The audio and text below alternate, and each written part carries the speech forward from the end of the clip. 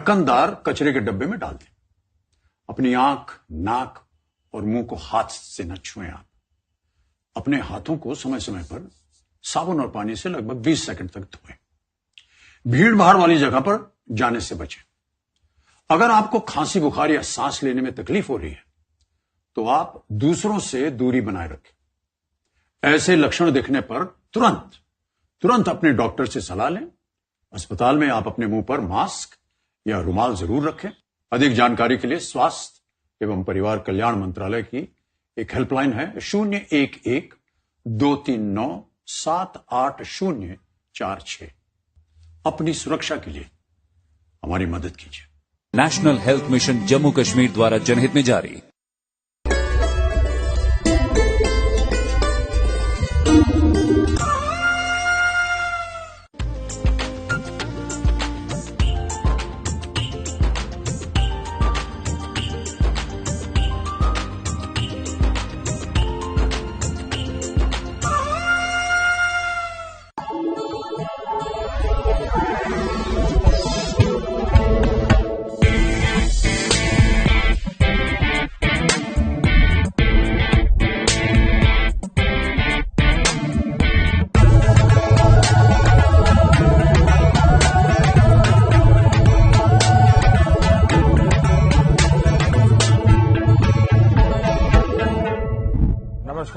नमस्कार दोस्तों, कैसे हैं आप सब।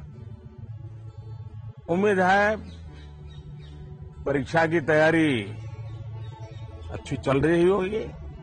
ये परीक्षा पे चर्चा का पहला वर्चुअल एडिशन है। अब जानते हैं हम पिछले 1 साल से कोरोना के बीच जी रहे हैं और उसके कारण हर किसी को नया नया इनोवेशन करना पड़ रहा है। मुझे भी आप लोगों से मिलने का मोह इस बार छोड़ना पड़ रहा है और मुझे भी एक नए फॉर्मेट में आपके बीच आना पड़ रहा है और आपसे रूबरू न मिलना, आपके चेहरे की खुशी न देखना, आपका उमंग और उत्साह न अनुभव करना, ये अपने आप में मेरे लिए बहुत बड़ा लॉस है। लेकिन फिर भी परीक्षा तो है ही है।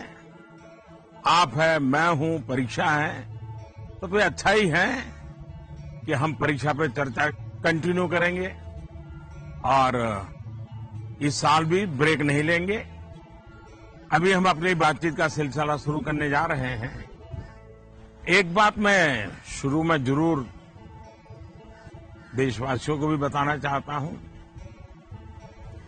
और गार्डियंस को बताना चाहता हूं, टीचर्स को बताना चाहता हूं। ये परीक्षा पे चर्चा है, लेकिन सिर्फ परीक्षा की ही चर्चा नहीं है। बहुत कुछ बातें हो सकती हैं। एक हल्का फुल्का माहौल बनाना है, एक नया आत्मविश्वास पैदा करना है और जैसे अपने घर में बैठ के बातें करते हैं, अपनों के बीच बात करते हैं, यार दोस्तों के साथ बात करते हैं, आइए हम भी ऐसे ही बात करेंगे।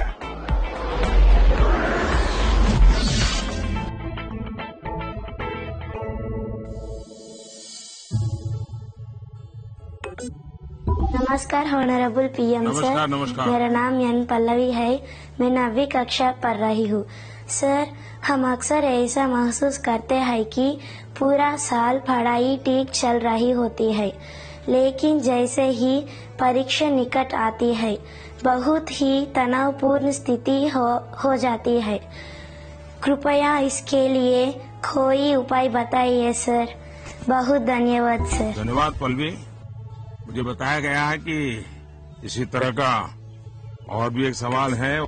सादर अभिनंदन आदरणीय प्रधानमंत्री जी। मेरा नाम अर्पण पांडे है। मैं global Indian international school Kuala Lumpur Malaysia में 12वीं कक्षा का छात्र हूँ। मैं आपसे अपनी भावी भविष्य की सफलता हेतु एक प्रश्न के उत्तर की आकांक्षा करता हूँ और आशा करता हूँ कि आप इसमें मेरा मार्गदर्शन करेंगे। मेरा प्रश्न है, परीक्षा की तैयारी के दौरान हमारे मन में आने वाले भय और तनाव से हम कैसे उभरे, कि क्या होगा अगर अच्छे अंक और अच्छा कॉलेज मिलेगा या नहीं। धन्यवाद। पल्लवी, अर्पण, देखिए आप जब ये फियर की, डर की बात करते हैं तो मुझे भी डर लग जाता है। अरे ऐसी कौन सी बात है जिसके लिए डरना चाहिए? क्या पहली बार एग्जाम देने जा रहे हो क्या पहले कभी एग्जाम दी नहीं? क्या आपको मालूम नहीं था कि मार्च महीने, अप्रैल महीने में एग्जाम आती है? सब पता है, पहले से पता है, साल भर पहले से पता है। अचानक तो नहीं आया है। और जो अचानक नहीं आया है, कोई आसमान नहीं टूट पड़ा है, इसका मतलब हुआ कि आपको डर एग्जाम का नहीं है, आपको डर किसी और का है। वो क्या है? आपके आसपास एक माहौल बना दिया गया है कि यही एग्जाम सब कुछ है, यही जिंदगी है। और इसके लिए पूरा सामाजिक वातावरण, कभी कभी स्कूल का वातावरण भी, कभी कभी माँ बाप भी, कभी अपने रिश्तेदार भी एक ऐसा माहौल बना देते हैं, ऐसी चर्चा करते हैं कि जैसे कोई बहुत बड़ी घटना से आपको गुजरना है, बहुत बड़े संकट से गुजरना है। मैं उन सब से कहना चाहूंगा, खास करके मैं पेरेंट्स से कहना चाहता हूं, आपने क्या करके रख दिया है? मैं समझता हूं कि ये सबसे बड़ी गलती है। हम आवश्यकता से अधिक ओवर कॉन्शियस हो जाते हैं, हम थोड़े ज्यादा ही सोचने लग जाते हैं। और इसलिए मैं समझता हूं कि जिंदगी में ये कोई आखिरी मुकाम नहीं है। ये जिंदगी बहुत लंबी है, बहुत पड़ाव आते हैं, एक छोटा सा पड़ाव है। हमें दबाव नहीं बनाना चाहिए। चाहे टीचर हो, स्टूडेंट हो, परिवारजन हो, यार दोस्त हो। अगर बाहर का दबाव कम हो गया, खत्म हो गया, तो एग्जाम का दबाव कभी महसूस नहीं होगा। कॉन्फिडेंस फलेगा, फूलेगा, प्रेशर रिलीज हो जाएगा, डिक्रीज हो जाएगा। और बच्चों को घर में सहज, तनाव मुक्त जीना चाहिए। छोटी मोटी हल्की फुल्की बातें जो रोज करते थे वैसी करनी चाहिए। देखिए दोस्तों, पहले क्या होता था? पहले माँ बाप बच्चों के साथ ज्यादा इन्वॉल्व रहते थे और सहज भी रहते थे और कई विषयों पर इन्वॉल्व रहते थे। आज जो भी इन्वॉल्व रहते हैं वो ज्यादातर कैरियर, एग्जाम, पढ़ाई, किताब, सिलेबस, मैं उसको सिर्फ इन्वॉल्वमेंट नहीं मानता हूं। और इससे इन्हें अपने बच्चों के असली सामर्थ्य का पता नहीं होता है। अगर माँ बाप ज्यादा इन्वॉल्व है तो बच्चों की रुचि, प्रकृति, प्रवृत्ति, इस सबको अच्छी तरह समझते हैं और जो कमियां हैं उन कमियों को समझ करके उसको भरने की कोशिश करते हैं। और उसके कारण बालक का कॉन्फिडेंस लेवल बढ़ता है, उसकी स्ट्रेंथ माँ बाप को पता है, उसकी वीकनेसेस माँ बाप को पता है। और उसके कारण माँ बाप समझते हैं कि ऐसे समय वीकनेसेस को बाजू में करो, स्ट्रेंथ को जितना बल दे सकते हो दो। लेकिन आज कुछ माँ बाप इतने व्यस्त हैं कि उन्हें बच्चों के साथ रियल सेंस में इन्वॉल्व होने का समय ही नहीं मिलता। इसका परिणाम क्या होता है? आज बच्चे के सामर्थ्य का पता लगाने के लिए पेरेंट्स को एग्जाम के रिजल्ट का शीट देखना पड़ता है और इसलिए बच्चों का आकलन भी बच्चों के रिजल्ट तक ही सीमित हो गया है। मार्क्स के परे भी बच्चे में कई ऐसी चीजें होती हैं जिन्हें पेरेंट्स मार्क ही नहीं कर पाते हैं। साथियों, हमारे यहां एग्जाम के लिए एक शब्द है कसौटी। मतलब खुद को कसना है, ऐसा नहीं है एग्जाम आखिरी मौका है, बल्कि एग्जाम तो एक प्रकार से एक लंबी जिंदगी जीने के लिए अपने आप को कसने का उत्तम अवसर है, एक अपॉर्चुनिटी है। समस्या तब होती है जब हम एग्जाम को ही जैसे जीवन के सपनों का अंत मान लेते हैं, जीवन मरण का प्रश्न बना देते हैं। दरअसल एग्जाम जीवन को गढ़ने का एक अवसर है, एक अपॉर्चुनिटी है, एक मौका है। उसे उसी रूप में लेना चाहिए। एक्चुअली हमें अपने आप को कसौटी पर कसने के मौके खोजते ही रहना चाहिए ताकि हम और बेहतर कर सकें। हमें भागना नहीं चाहिए। आइए दोस्तों, अगले सवाल की तरफ बढ़ते हैं। माननीय प्रधानमंत्री जी नमस्कार। मेरा नाम पुण्य सुनिया है। मैं कक्षा 11वीं की छात्र हूँ। मेरे विद्यालय का नाम विवेकानंद केंद्र विद्यालय निर्जुली, डिस्ट्रिक्ट पापुमपारे, स्टेट अरुणाचल प्रदेश है। माननीय प्रधानमंत्री जी, कुछ सब्जेक्ट्स और कुछ चैप्टर्स है जिनको लेकर मैं सहज नहीं हूँ, उनसे पीछा छुड़ाने में लगी रहती हूँ। मैं चाहे कितनी भी कोशिश क्यों न करूँ, मैं उन्हें पढ़ नहीं पाती हूँ। शायद ये इसलिए होता है क्योंकि मुझे उनसे डर लगता है। सर, इस स्थिति को कैसे दूर किया जा सकता है? धन्यवाद सर। चलिए, आंध्र से हम मलेशिया से अब अरुणाचल पहुंच गए और मुझे बताया गया है कि इसी प्रकार का कोई और एक सवाल भी है। माननीय प्रधानमंत्री जी नमस्कार। मेरा नाम विनीता गर्ग है और मैं SRDAV पब्लिक स्कूल में 25 वर्ष से कार्यरत हूँ। मेरा प्रश्न है, कुछ सब्जेक्ट्स ऐसे हैं जिसमें कई स्टूडेंट्स को डर का सामना करना पड़ता है। इस वजह से वह इनसे बचते हैं। इसके बारे में इतिहास या गणित जैसे विषयों के शिक्षक अच्छी तरह से समझ सकते हैं। टीचर के तौर पर इस स्थिति को और बेहतर बनाने के लिए हम क्या कर सकते हैं? ये कुछ अलग प्रकार का ही विषय मेरे सामने आया। मैं कोशिश करूंगा कि स्टूडेंट्स के मन को छू सकूं और टीचर्स की बात पर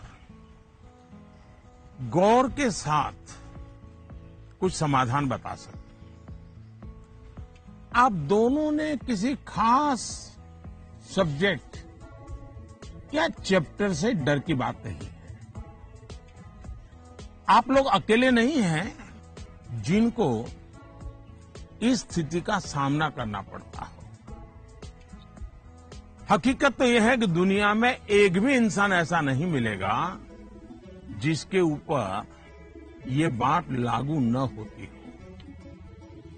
मान लीजिए आपके पास बहुत ही बढ़िया 5-6 शर्ट है, लेकिन आपने देखा होगा 1 या 2 शर्ट आपको इतने पसंद आते होंगे, बार बार पहनते हैं। इसका मतलब ये नहीं कि बाकी सब बेकार हैं, फिटिंग ठीक नहीं है, ऐसा नहीं है। उन 2 इतने अच्छे लगते हैं कि आप उसको बार बार पहनते हैं। कई बार तो माँ बाप भी इन चीजों के लिए गुस्सा करते हैं कि कितनी बार इसको पहनोगे। अभी 2 दिन पहले तो पहना था। पसंद नापसंद मनुष्य का स्वभाव है और कभी कभी पसंद के साथ लगाव भी हो जाता है। और इसमें डर की, दुविधा की क्या बात है कि हमने डरना चाहिए? दरअसल होता क्या है, जब आपको कुछ चीजें ज्यादा अच्छी लगने लगती हैं तो उनके साथ आप बहुत कंफर्ट हो जाते हैं, बहुत कंफर्टेबल लगता है, सहज हो जाते हैं। लेकिन जिन चीजों के साथ आप सहज नहीं होते, उनके तनाव में आपकी 80% एनर्जी आप उसी में लगा देते हैं। और इसलिए स्टूडेंट से मैं यही कहूंगा कि आपको अपनी एनर्जी को इक्वली डिस्ट्रीब्यूट करना चाहिए। सभी विषयों में बराबर बराबर। आपके पास पढ़ाई के लिए 2 घंटे हैं तो उन घंटों में हर सब्जेक्ट को समान भाव से पढ़िए। अपने समय को इक्वल डिस्ट्रीब्यूट करिए। साथियों, आपने देखा होगा टीचर्स, माता पिता हमें सिखाते हैं कि जो सरल है वो पहले करें। ये आम तौर पर ये कहा जाता है और एग्जाम में तो खास तौर पर बार बार कहा जाता है जो सरल उसको पहले करो भाई, जब टाइम बचेगा तब वो कठिन है उसको हाथ लगाना। लेकिन पढ़ाई को लेकर मैं समझता हूं ये सलाह आवश्यक नहीं है और उपयोगी भी नहीं है। मैं जरा इस चीज को अलग नजरिए से देखता हूं। मैं कहता हूं जबकि पढ़ाई की बात हो तो कठिन जो है उसको पहले लीजिए। आपका माइंड फ्रेश है, आप खुद फ्रेश हैं, उसको अटेंड करने का प्रयास कीजिए। जब कठिन को अटेंड करेंगे तो सरल तो और भी आसान हो जाएगा। मैं अपना अनुभव बताता हूं। जब मैं मुख्यमंत्री था, तो प्रधानमंत्री बना, तो मुझे भी बहुत कुछ पढ़ना पड़ता है, बहुत कुछ सीखना पड़ता है, बहुतों से सीखना पड़ता है, चीजों को समझना पड़ता है। तो मैं क्या करता था, जो मुश्किल बातें होती है, जिसके निर्णय थोड़े गंभीर होते हैं, मैं मेरे सुबह जो शुरू करता हूं तो कठिन चीजों से शुरू करना पसंद करता हूं। मुश्किल से मुश्किल चीजें मेरे अफसर मेरे सामने लेकर के आते हैं, क्योंकि उनको मालूम है कि वो मेरा एक अलग मूड होता है। मैं चीजों को बिल्कुल तेजी से समझ लेता हूं, निर्णय करने की दिशा में आगे बढ़ता हूं। मैंने अपना एक नियम बनाया है, कोशिश की है। और जो सरल चीजें हैं, दिन भर की थकान के बाद रात देर हो जाती है, तो चलो भाई अब उनको मैं ज्यादा दिमाग खपाने की जरूरत नहीं, कोई गलती होने का कारण नहीं है, तो उन चीजों को मैं तो देर रात तक खींच लेता हूं। लेकिन सुबह जब उठता हूं तो फिर कठिन से ही मुकाबला करने के लिए निकल पड़ता हूं। दोस्तों, एक और बात हमें अपने आप से सीखनी चाहिए। आप देखिए, जो लोग जीवन में बहुत सफल हैं वो हर विषय में पारंगत नहीं होते, लेकिन किसी एक विषय पर, किसी एक सब्जेक्ट पर उनकी पकड़ जबरदस्त होती है। अब जैसे लता दीदी हैं, लता मंगेशकर जी की पूरे दुनिया में नाम है, हिंदुस्तान के हर जुबान पे नाम है। लेकिन अगर कोई जाकर के उनको कहे कि आज हमारे क्लास में आइए और ज्योग्राफी पढ़ाइए, हो सकता है वो न भी पढ़ा भी पाए, मैं नहीं जानता हूं कि वो पढ़ा पाए न पढ़ा पाए। लेकिन लता जी की महारत ज्योग्राफी में शायद न भी हो, लेकिन संगीत की दुनिया में उन्होंने जो किया हुआ है, एक विषय पर जिस प्रकार से अपना जीवन खपा दिया है, आज वो हर एक के लिए प्रेरणा का कारण बन गई है। और इसलिए आपको भले कुछ सब्जेक्ट मुश्किल लगते हो, ये कोई आपके जीवन में कोई कमी नहीं है। आप बस ये ध्यान रखिए कि इस मुश्किल लगने वाले सब्जेक्ट की पढ़ाई से खुद को दूर मत कीजिए, उसे भागिए मत।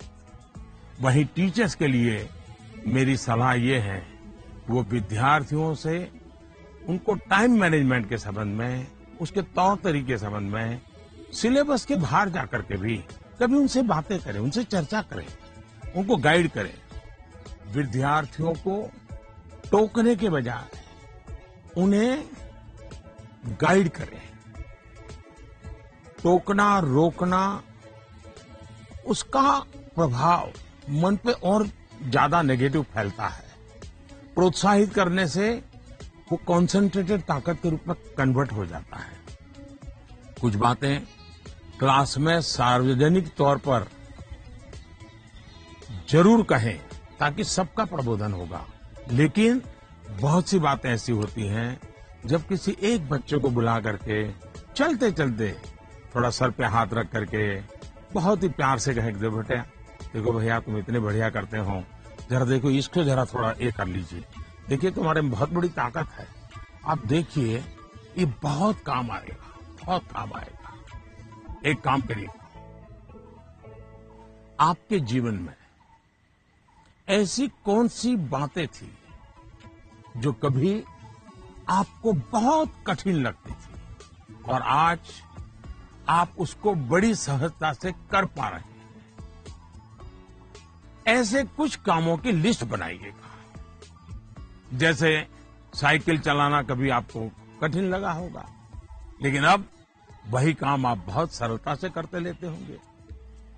कभी तैरने की बात आई होगी, बहुत डर लगा होगा, उतरने से भी डर लगा होगा, लेकिन आप अच्छे तरह आज तैरना सीख गए होंगे।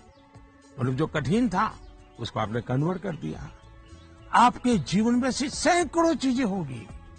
अगर आप ये याद करके जरा किसी कागज पर लिख लेंगे तो कभी आपको किसी को भी, मुझसे भी कठिन वाला सवाल पूछना ही नहीं पड़ेगा, क्योंकि कभी कोई चीज आपको कठिन लगेगी ही नहीं। मुझ पे भरोसा कीजिए दोस्तों, एक बार करके देखिए। Honorable Prime Minister Ji, Vanakkam. I am Neelanand, studying 12th standard in Vivekananda Kendra Vidyalaya Metric Higher Secondary School, Kanyakumari. Dear sir, during this pandemic situation, after the online classes, we all get more free time than usual. I would like to know how can we make the best use of our free time. My thanks to our Honorable Prime Minister for giving this opportunity. वणक्कम। Mummy papa को पता चलेगा ना कि आप परीक्षा के समय में खाली समय की बात कर रहे हैं, तो फिर देखिए क्या होता है। खैर, मुझे ये सवाल बहुत अच्छा लगा कि आप एग्जाम के समय भी खाली समय पर ध्यान दे रहे हैं, खाली समय पर चर्चा कर रहे हैं। देखिए दोस्तों, खाली समय, इसको खाली मत समझिए। ये खजाना है, खजाना। खाली समय एक सौभाग्य है, खाली समय एक अवसर है। आपकी दिनचर्या में खाली समय के पल होने ही चाहिए, वरना तो जिंदगी एक रोबोट जैसी हो जाती है। दरअसल खाली समय दो तरह के हो सकते हैं। एक जो आपको सुबह से ही पता है कि आज आप 3 से 4 बजे तक फ्री हैं, या आने वाले रविवार को आप आधा दिन फ्री हैं, या आप 4 तारीख को छुट्टी है, आप दोपहर तक आपके पास कोई काम नहीं, आपको पता है। लेकिन दूसरा वो जिसका पता आपको लास्ट मोमेंट में चलता है। अगर आपको पहले से ही पता है कि मेरे पास खाली समय है, तो आप अपने पेरेंट्स या अपने बहन भाई से कह सकते हैं कि मैं आपकी हेल्प करूंगा। आपको क्या काम करना है, आप क्या कर रहे हैं, मैं क्या हेल्प कर सकता हूं। दूसरा, आप सोचें कि ऐसी कौन सी चीजें हैं जो आपको खुशी देती हैं। थोड़ा भारी भरकम शब्द है स्वांतः सुखाय, जिसमें से आपको सुख मिलता है, आपको आनंद मिलता है, आपके मन को बहलाती हैं। आप ऐसा भी कुछ कर सकते हैं। अब आपने मुझे पूछा है तो मैं भी सोचता हूं कि मैं क्या करना पसंद करता हूं। मैंने अपनी दिनचर्या में ऑब्जर्व किया है कि अगर मुझे थोड़ा सा भी खाली समय मिल जाए और अगर झूला है तो मेरा मन करता है कुछ पल में झूले पर जरूर बैठूं। बहुत थकान है और 5 मिनट का भी समय मिल गया, या फिर मैं कोई काम भी कर रहा हूं, तो अपने खाली समय में झूले पर बैठकर, पता नहीं क्या कारण है, लेकिन मेरा मन प्रफुल्लित हो जाता है। जब आप खाली समय अर्न करते हैं तो आपको उसकी सबसे ज्यादा वैल्यू पता चलती है। इसलिए आपकी लाइफ ऐसी होनी चाहिए कि जब आप खाली समय अर्न करें तो आपको असीम आनंद दें। यहां यह भी ध्यान रखने की जरूरत है कि खाली समय में किन चीजों से बचना चाहिए, नहीं तो वही चीज सारा समय खा जाएगी, पता भी नहीं चलेगा और अंत में रिफ्रेश रिलैक्स होने के बजाय आप तंग आ जाएंगे, थकान महसूस करने लगेंगे। एक और मुझे लगता है कि खाली समय में हमें अपनी क्यूरियोसिटी, जिज्ञासा बढ़ाने की और ऐसी कौन सी चीजें हम कर सकते हैं जो शायद बहुत प्रोडक्टिव हो जाएगी। आपके माँ या पिता अगर खाना बना रहे हैं, उसे ऑब्जर्व कीजिए, नई नई चीजों में अंदर जाने का, कुछ नया जानने का, इसका इम्पैक्ट सीधा सीधा दिखाई नहीं देता है, पर जीवन में इसका बहुत बड़ा गहरा प्रभाव होता है। फ्री टाइम का एक और बेस्ट यूज हो सकता है कि आप कुछ गतिविधियों से अपने आप को जोड़ें, जिसमें आप को एक्सप्रेस कर पाए, आपकी यूनिकनेस को बाहर ले आ सकें, जिसमें आप अपनी इंडिविजुअलिटी से जुड़ सकें। ऐसा करने के बहुत से तरीके हैं और आप भी ऐसे बहुत से तरीके जानते हैं। स्पोर्ट्स हैं, म्यूजिक है, राइटिंग है, पेंटिंग है, स्टोरी राइटिंग है, आप बहुत कुछ कर सकते हैं। अपने थॉट्स को, इमोशंस को एक्सप्रेस करने का एक क्रिएटिव तरीका दीजिए, अवसर दीजिए। नॉलेज का दायरा कई बार वहीं तक सीमित होता है जो आपको उपलब्ध है, जो आपके आसपास है, लेकिन क्रिएटिविटी का दायरा नॉलेज से भी बहुत दूर तक आपको ले जाता है, बहुत विस्तार के फलक पर ले जाता है। क्रिएटिविटी आपको उस क्षेत्र में ले जा सकती है जहां पहले कभी कोई नहीं पहुंचा जो नया हो। हमारे यहां कहा जाता है, जहां न पहुंचे रवि वहां पहुंचे कवि। ये क्रिएटिविटी की तो बात है।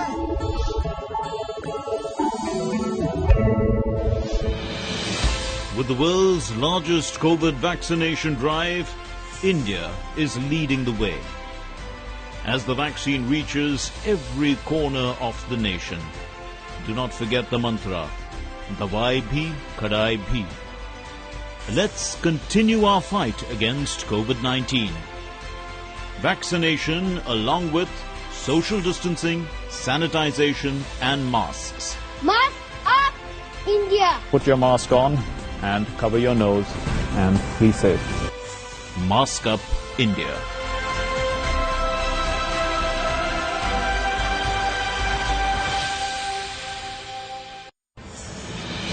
दवाई भी कड़ाई भी का मंत्र लिए वैक्सीनेशन की चल रही है लहर, गांव-गांव, शहर-शहर। लेकिन जब इतना किया है सब्र, तो थोड़े और समय रखें कोरोना पर कड़ी नजर। ना छोड़ें 2 गज दूरी, सैनिटाइजेशन और मास्क की सावधान डगर। रहें इस खतरे से सचेत हर प्रहर। कोरोना को हराना है तो मास्क जरूर लगाना है। Mask up, India! दवाई भी कड़ाई भी, और इसीलिए जब भी अपने घर से बाहर निकलें अपने मुंह और नाक को ढक के रखें। Mask up, India.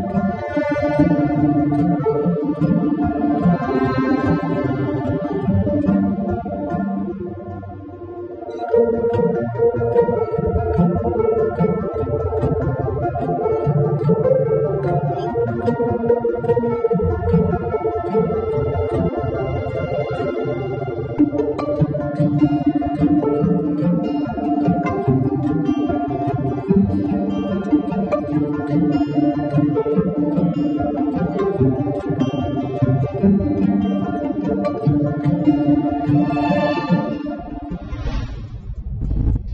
Honourable PM sir, मैं आशा केकतपुरे बैंगलोर से।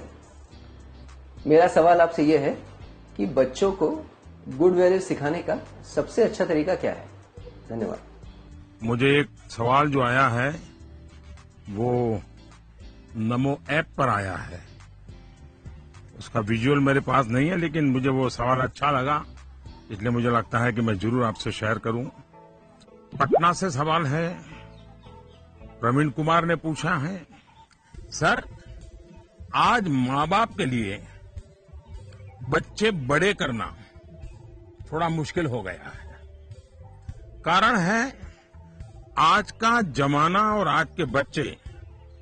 ऐसे में हम कैसे ये सुनिश्चित करें कि हमारे बच्चों का व्यवहार, आदतें और चरित्र अच्छा हो। प्रवीण कुमार एक जागरूक पिता के रूप में शायद मुझे पूछ रहे हैं। बड़ा कठिन सवाल है मेरे लिए। मैं कहूंगा कि पहले तो आप स्वयं चिंतन करें, आत्मचिंतन करें।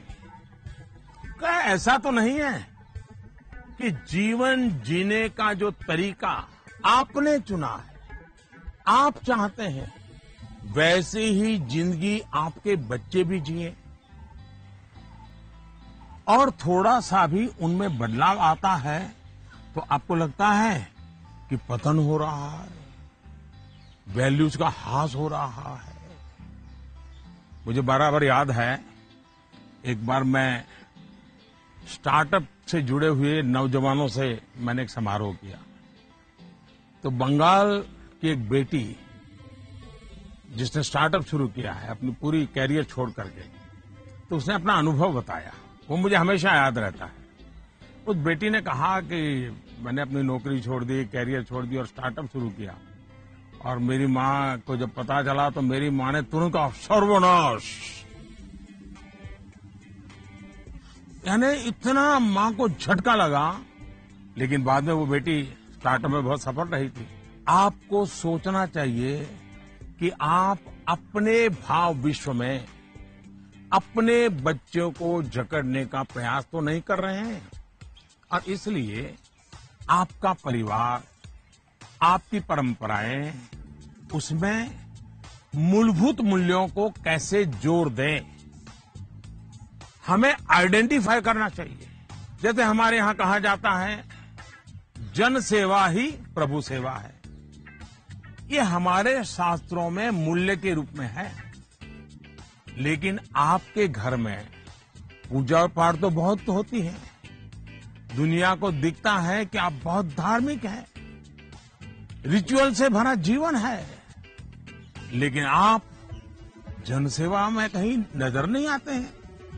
अब जब आपकी संतान यह विरोधाभास देखती हैं, तो उसके मन में कॉन्फ्लिक्ट शुरू हो जाता है, सवाल खड़े हो जाते हैं, और सवाल उठना स्वाभाविक में है। उसी प्रकार से भी हमारे मूल्य हैं कि जीव मात्र से परमात्मा का वास है। उसी प्रकार से हम सबकी मान्यता है, और हमें यह सिखाया गया है, हमारे जीवन मूल्य के रूप में प्रस्थापित हो चुका है, और हमारी सोच है कि जीव मात्र में परमात्मा का वास है। लेकिन आप आपके घर में जो काम करने आते हैं, झाड़ू पोछा लगाने आते हैं, लिफ्ट चलाने वाला होता है, आपको स्कूल में छोड़ने वाला ऑटो रिक्शा ड्राइवर है, क्या कभी आपने उनसे उनके सुख दुख की चिंता और चर्चा की है? क्या कभी आपने पूछा वे आपके परिवार में तो किसी को कोरोना नहीं हुआ है ना, आपके परिवार के तो सब सुखी है ना, आप जिस गांव से आए हो उस गांव में तो सब ठीक है ना? क्या आपने कभी पूछा है?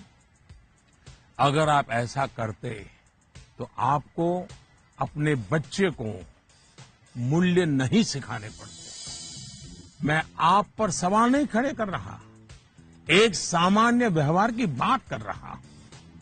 कुछ लोग वाकई ऐसा नहीं करते। बच्चे का बर्थडे होता है, बहुत सारी तैयारियां होती हैं, कितने लोग अपने घर में काम करने वालों से कहते हैं कि जो भी काम करना है 5 बजे तक पूरा कर दो। 6 बजे जब मेहमान आना शुरू हो जाएंगे तब तुम भी हमारे परिवार के मेहमान के रूप में कपड़े पहन करके, अच्छे कपड़े पहन करके परिवार के सबको लेकर के आ जाना। आप देखिए, आप उनसे क्या कहते हैं। आज घर में बहुत से मेहमान जाने वाले हैं, देर तक रुकना पड़ेगा।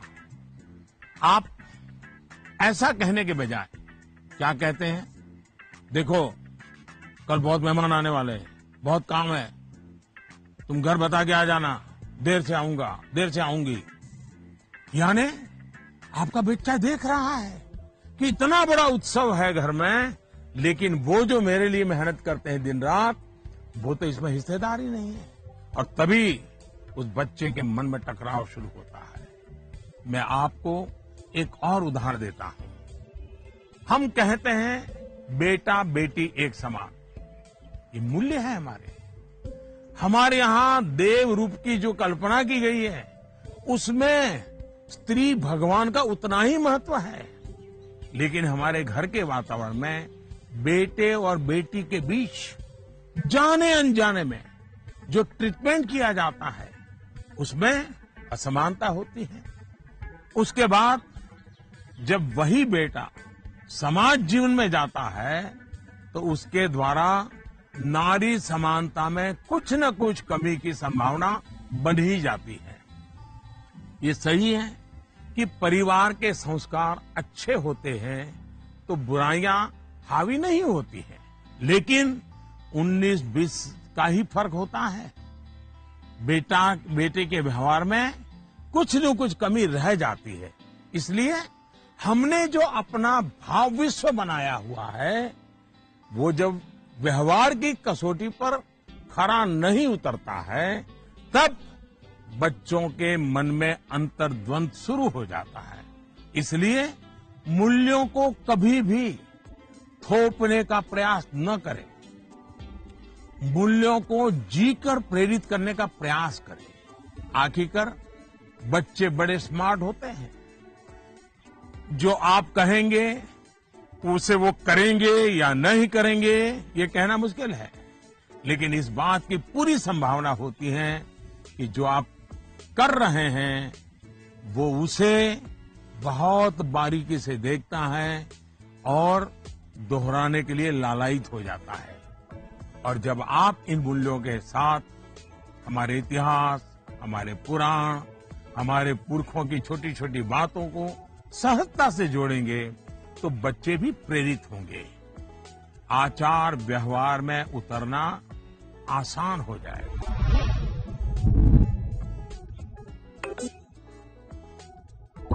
नमस्कार सर, मैं प्रतिभा गुप्ता, कुंदन विद्या मंदिर लुधियाना। सर, मेरा आपसे सवाल ये है कि हमें हमेशा काम करवाने के लिए बच्चों के पीछे भागना पड़ता है, तो हम कैसे उन्हें सेल्फ मोटिवेटेड बना सकते हैं ताकि वे अपनी चीजें खुद करें? धन्यवाद।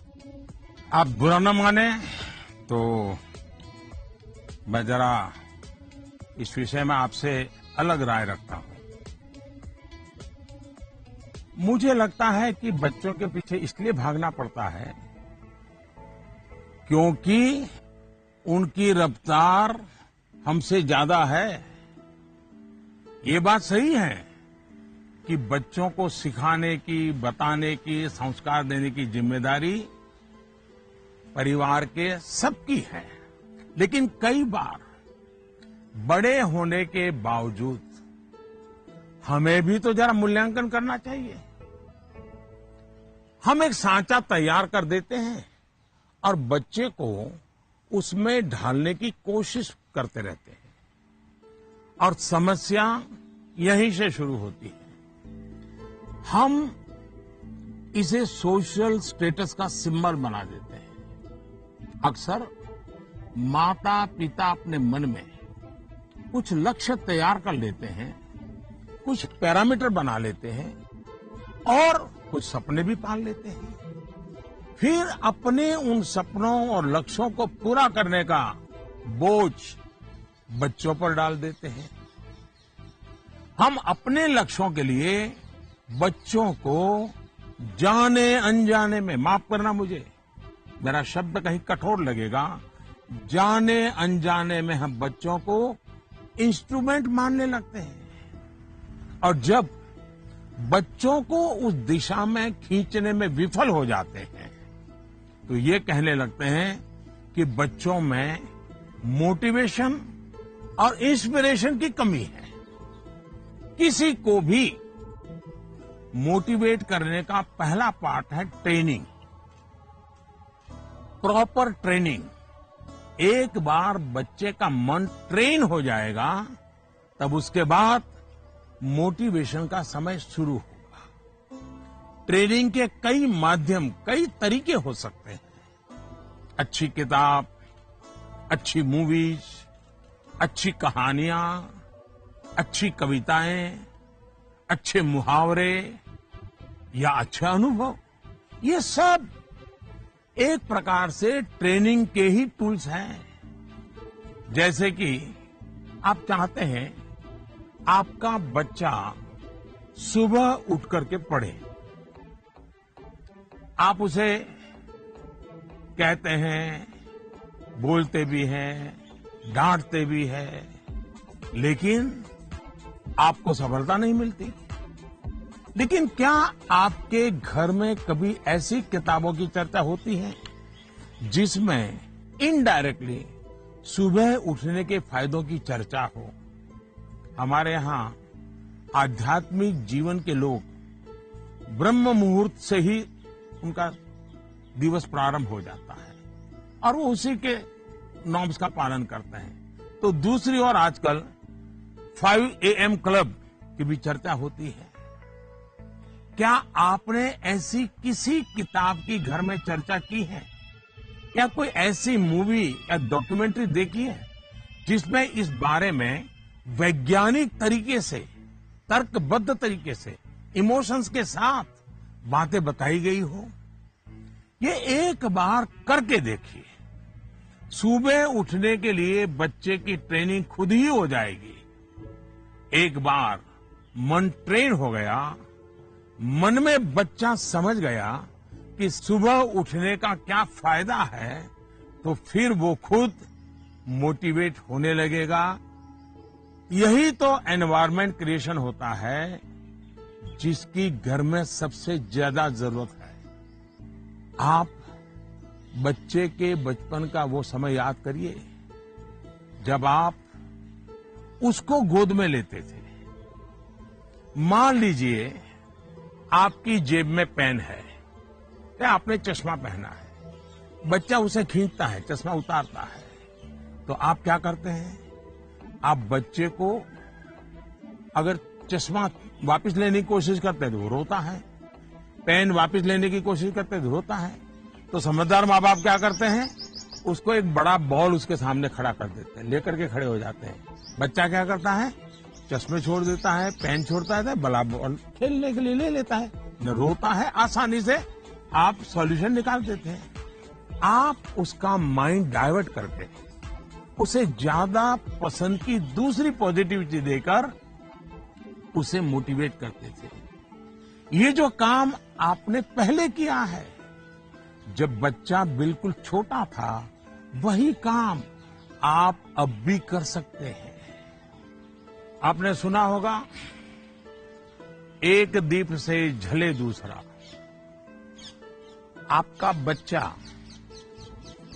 पर प्रकाशित नहीं होना चाहिए। आपका बच्चा स्वयं प्रकाशित होना चाहिए।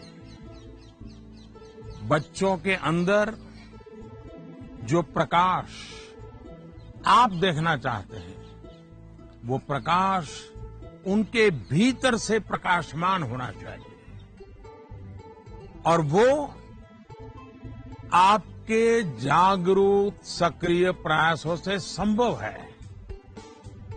आप अपने एक्शंस में जो बदलाव दिखाएंगे वो बच्चे बहुत बारीकी से ऑब्जर्व करेंगे। यहां एक और बात की ओर मैं आपका ध्यान दिलाऊंगा। बच्चों को कभी भी भय पैदा करके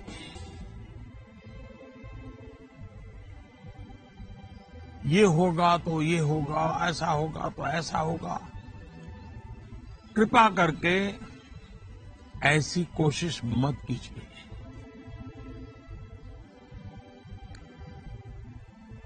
एक प्रकार से वो तरीका लगता तो बहुत आसान है, लेकिन इससे एक तरह से नेगेटिव मोटिवेशन की संभावनाएं बढ़ जाती है। जैसे ही आपने जो हवा खड़ा किया है वो खत्म हो जाता है, बच्चे का मोटिवेशन भी खत्म हो जाता है। और इसलिए पॉजिटिव मोटिवेशन साथ साथ बार बार पॉजिटिव रीइंफोर्समेंट पर बल देते रहना चाहिए। मोटिवेशन का जो मंत्र बच्चों के लिए है, एक प्रकार से वो हम सबके लिए भी है, मनुष्य मात्र के लिए है। Namaste, Prime Minister, sir. My name is Tanay and I am a student of Salmiya Indian Model School, Kuwait. Sir, I have a question to ask you that how to prepare ourselves for the battle of life. Thank you, sir. NaMo app पर मसूरी उत्तराखंड श्रीमान अशरफ खान ने लिखा है, sir, हम सब जब अपने बड़े कजिन्स या दोस्तों से बात करते हैं तो वो कहते हैं कि अभी स्कूल में तो तुमने जीवन देखा ही कहां है, जीवन की असली कसौटी तो स्कूल से बाहर निकल करके होगी। मेरा सवाल यह है कि आज हम अपने आप को कल की चुनौतियों के लिए कैसे तैयार करें। तनय, आप तो कुवैत से मुझसे बात कर रहे हो, लेकिन तनय कभी किसी ने इस बात को मार्क किया है कि तुम्हारे जो आवाज है वो गॉड गिफ्टेड है? या कभी तुम्हारे माँ बाप ने, कभी आपके दोस्तों ने, कभी आपके टीचर्स ने कभी कहा है कि आपका ध्यान गया है? आज आपका सवाल सुनने के बाद, खैर रिकॉर्डेड है, लेकिन मैं पक्का मानता हूं कि आपको एक बहुत ही विशिष्ट प्रकार की आवाज परमात्मा ने दी है। कभी उस पर ध्यान दीजिए, ये आपकी बहुत बड़ी विरासत बन सकती है।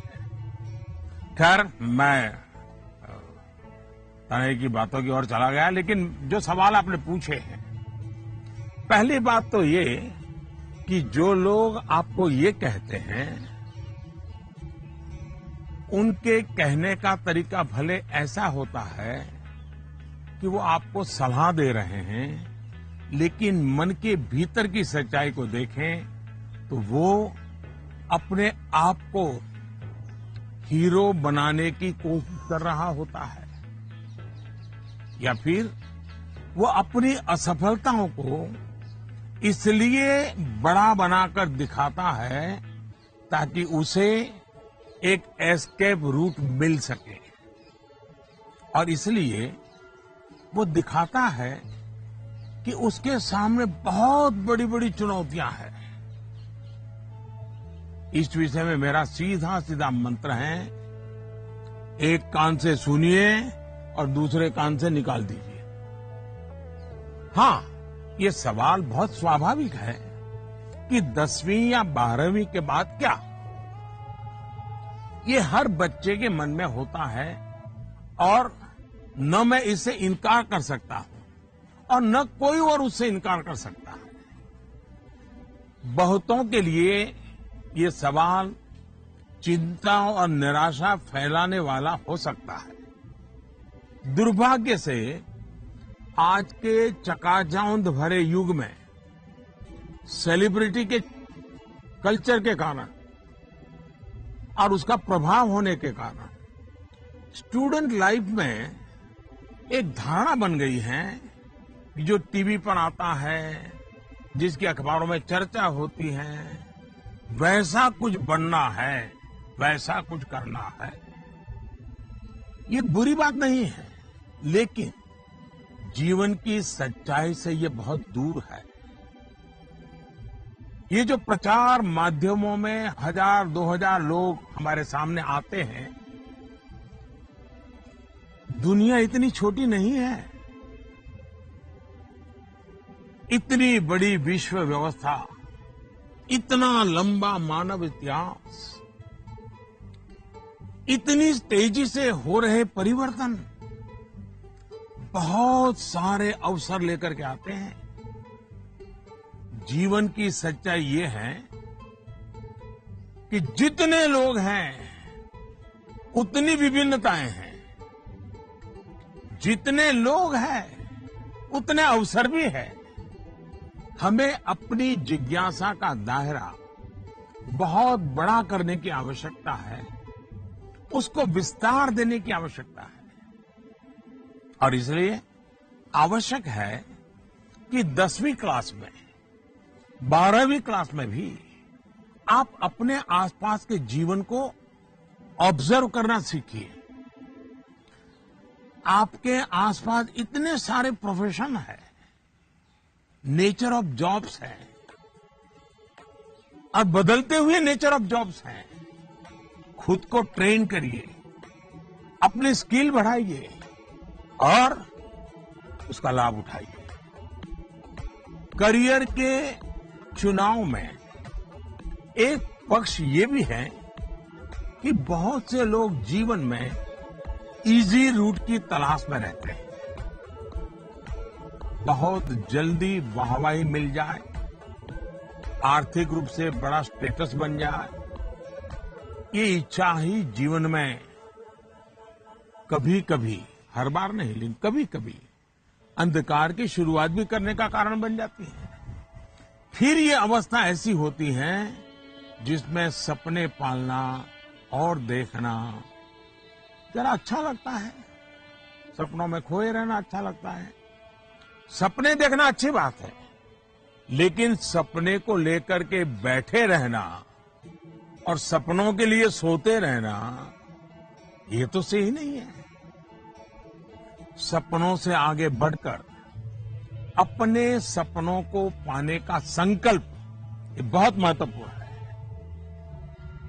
आपको सोचना चाहिए कि आपका वो कौन सा एक सपना है जिसे आप अपने जीवन का संकल्प बनाना चाहेंगे। जैसे ही आप ये संकल्प ले लेंगे, आपको आगे का रास्ता भी उतना ही साफ दिखाई देने लगेगा। माननीय प्रधानमंत्री जी प्रणाम। माफ करिएगा, मेरा सवाल परीक्षा पे आधारित नहीं है, पर कृपया करके आप इस पे हंसिएगा नहीं। आजकल के बच्चे प्रॉपर खाना नहीं खाना चाहते, सारा टाइम चिप्स, चॉकलेट और जंक पे उनका ध्यान रहता है। आप कृपया करके हमें ये बताइए कि हमें इसके बारे में क्या करना चाहिए। इसी प्रकार के कुछ और सवाल भी मेरे साथ हैं, और ये नरेंद्र मोदी ऐप पर छत्तीसगढ़ रायपुर से सुनीता पॉल जी ने लिखा है, सर हमारे बच्चों को हम जो टिफिन में देते हैं वे उस चीज को खाते नहीं और हमेशा फास्ट फूड खाने की जिद करते हैं। कृपया इस मुद्दे पर हमारा मार्गदर्शन करें।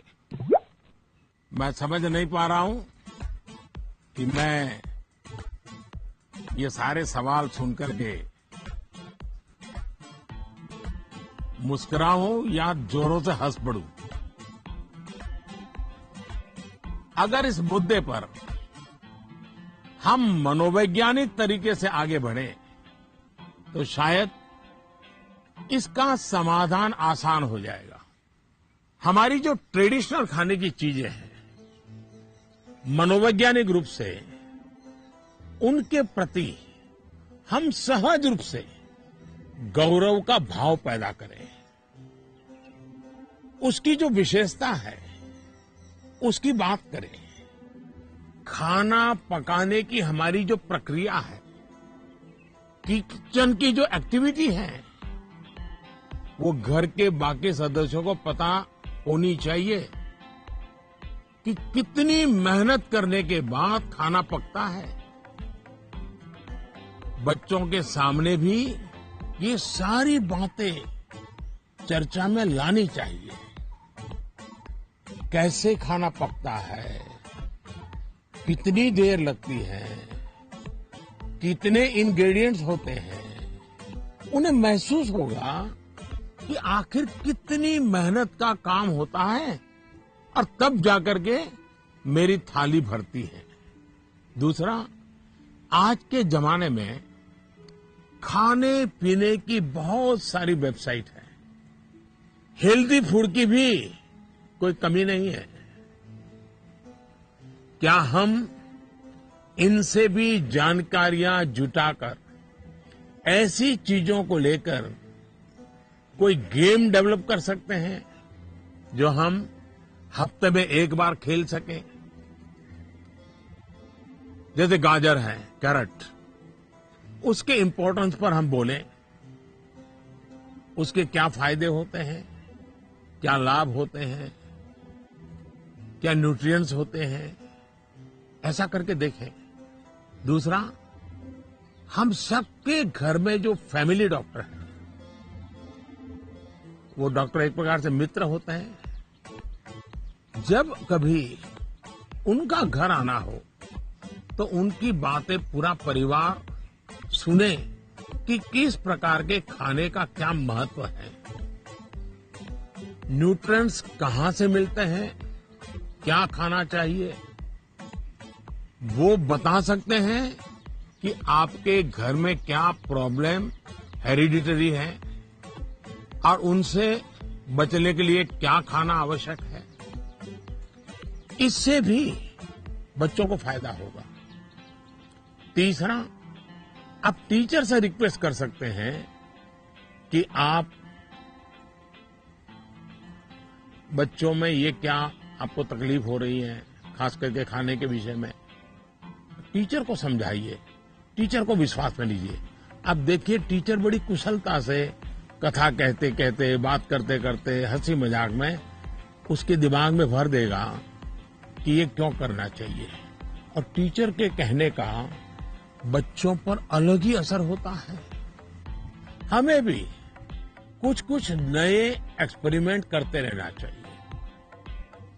मैंने काफी ऐसे उदाहरण देखे हैं जहां परिवार में ट्रेडिशनल खाना ही बच्चों को मॉडर्न रंग रूप में बनाकर दिया जाता है, तो उससे बच्चों में भी उसको लेकर एक स्वाभाविक आकर्षण पैदा होता है। खैर, ये मेरे सिलेबस के बाहर का विषय है, लेकिन हो सकता है शायद मेरी कुछ बातें काम आ जाए आपको।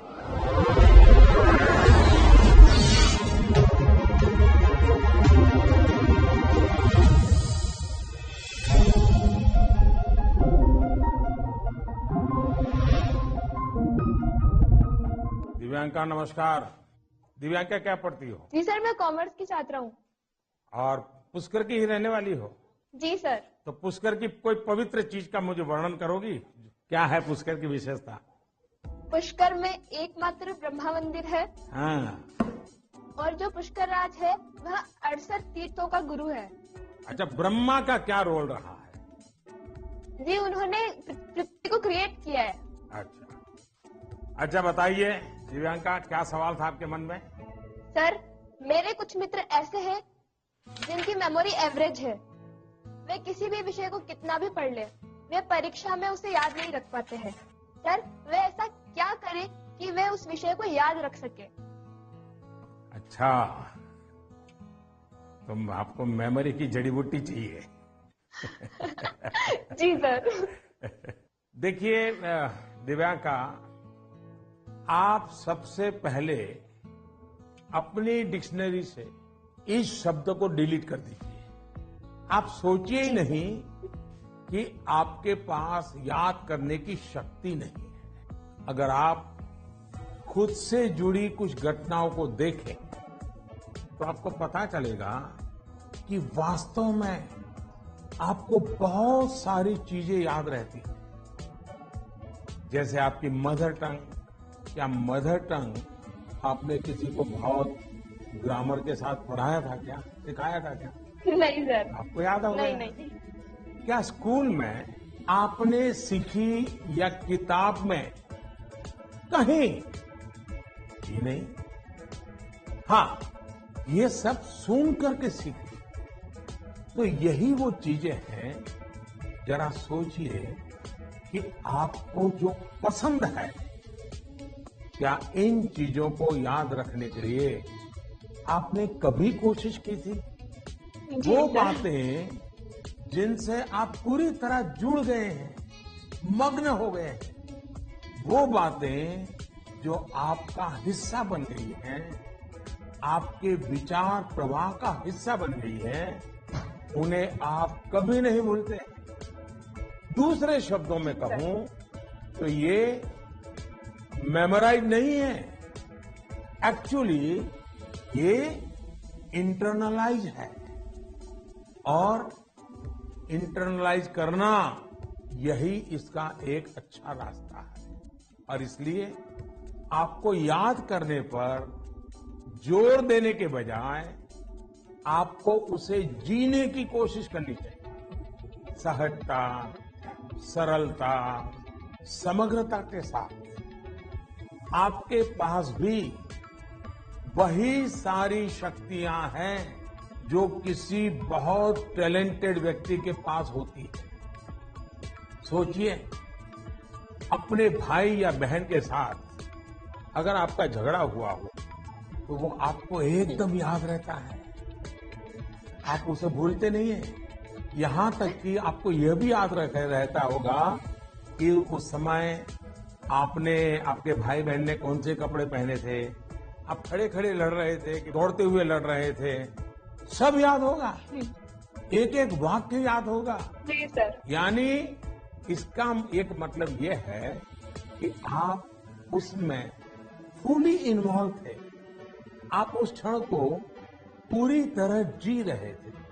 साफ है कि चीजें याद रहे, प्रॉपरली रिकॉल कर सके, उसके लिए आप जिस क्षण में हैं उस क्षण में ही रहना और उसमें पूरी तरह से इन्वॉल्व रहना बहुत जरूरी है।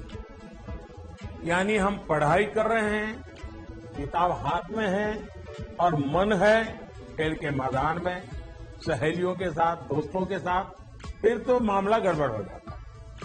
आगे जाकर आप में से कोई विद्यार्थी अगर साइकोलॉजी पढ़ेगा तो उसमें मेमोरी बाय एसोसिएशन का कंसेप्ट विस्तार से समझाया जाएगा। आप याद कीजिए कि स्कूलों में सुबह असेंबली में राष्ट्रगान होता है।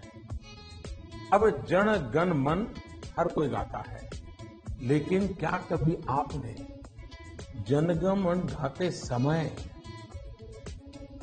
आपने उस राष्ट्रगान के साथ देश में ट्रैवल किया क्या? आप उसके साथ जो शब्द आते हैं उन शब्दों के साथ अपने आप को विजुलाइज कर पाए कि नहीं कर पाए? पंजाब को, गुजरात को, महाराष्ट्र को, बंगाल को मन ही मन राष्ट्रगान गाते समय ट्रैवल किया क्या? अब तो एकदम से याद होना शुरू हो जाएगा। मन ही विजुलाइज करेंगे तो आपको अच्छे से याद रह जाएगा।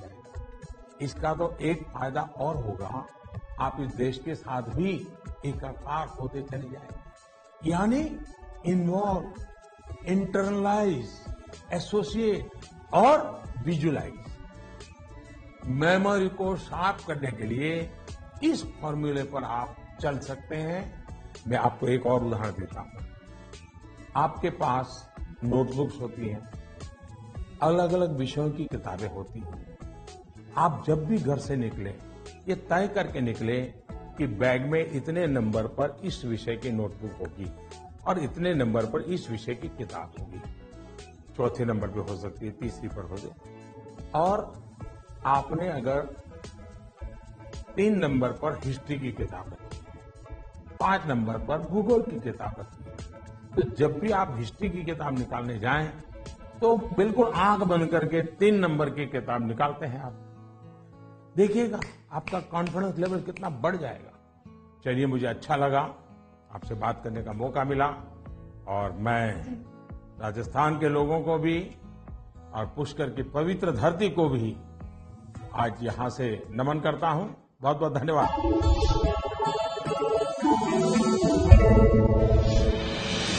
With the world's largest COVID vaccination drive, India is leading the way. As the vaccine reaches every corner of the nation, do not forget the mantra, Dawai bhi, Kadai bhi.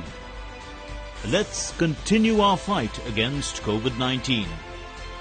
Vaccination along with social distancing, sanitization and masks. Mask up, India! Put your mask on and cover your nose and be safe.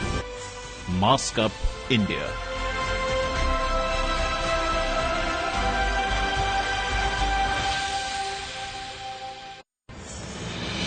दवाई भी कड़ाई भी का मंत्र लिए vaccination की चल रही है लहर, गांव-गांव, शहर-शहर।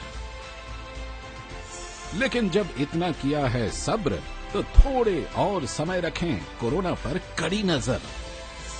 ना छोड़ें 2 गज दूरी, सैनिटाइजेशन और मास्क की सावधान डगर। रहें इस खतरे से सचेत हर प्रहर। कोरोना को हराना है तो मास्क जरूर लगाना है। Mask up, India! दवाई भी कड़ाई भी, और इसीलिए जब भी अपने घर से बाहर निकलें अपने मुंह और नाक को ढक के रखें। Mask up, India.